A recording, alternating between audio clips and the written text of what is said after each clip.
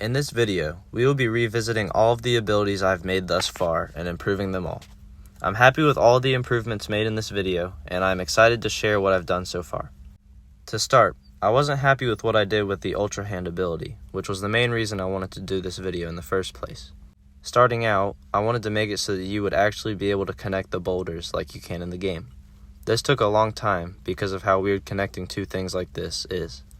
I eventually ended up with this, which basically will add the component of a fixed joint to one of the objects being connected together, and then adding the other objects to the fixed joint.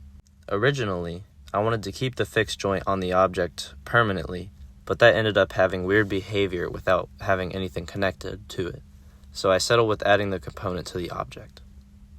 Another improvement I made was making the connection between the two boulders. This is only a green prefab sphere that I set as a child to one of the boulders whenever there's a connection, but it works pretty well. One more thing I added was a connection line between Link and the currently held object like in the game. Using Unity's built-in line rendering, I adjusted the settings to make the width oscillate and change colors, and I was able to have a cool grabbing line thing. The next ability I decided needs an upgrade is the recall ability. If you've ever played Tears of the Kingdom, you would know that this is not how it actually looks in the game.